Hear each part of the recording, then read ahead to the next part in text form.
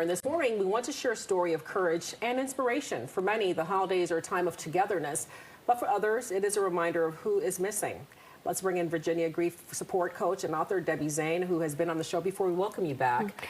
I know Thank you. Absolutely. So this time of year, a lot of people who have experienced loss are finding it hard to cope. You have gone through this, and you have a message for those people. What is that?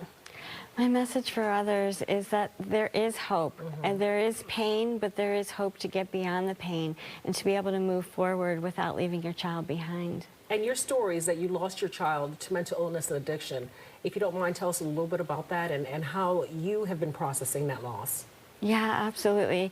My oldest son passed away when he was 26 years old after a long battle with mental illness and addiction.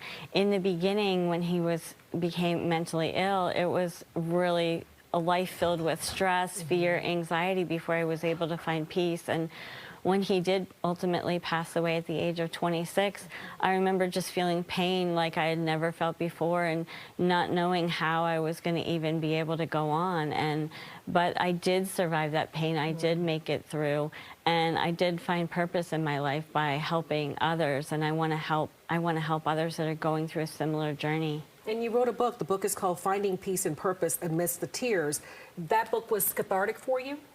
It really was, yes. I didn't even plan to write it. I was just guided to open an email about a book writing course, and by the end of the course, I knew that I was just supposed to write a book sharing my journey of the love and loss of my son through his mental illness and addiction to help other parents that were going through something similar. So this Thanksgiving, as people gather, as I said, we're celebrating togetherness, but for some people, it's a reminder of who is missing.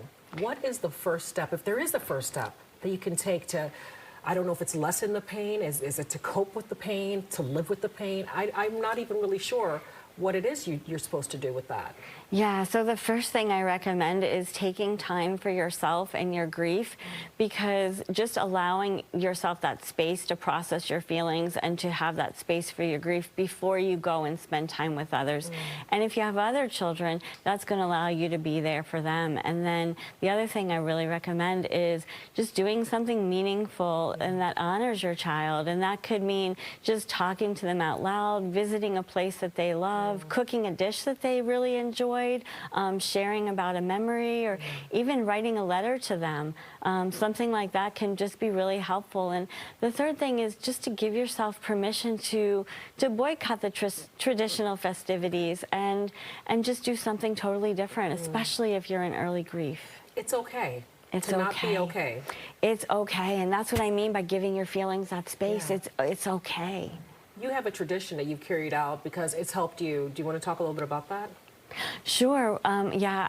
I mean, I generally celebrate with my other children and my parents, but I do first. I get up and I go and I visit his gravesite, and I just spend time there, spend time talking to him, and many times it feels like a conversation. I'll just get into, memories that just come to me while I'm there, and I just allow the tears to flow, and that just gives my feelings a space, and it allows me to honor him. And then, of course, we always have a seat for him at the table. I think the takeaway for me in this conversation is to let yourself grieve. You don't have to shelve this person in their memory. They can be living with you.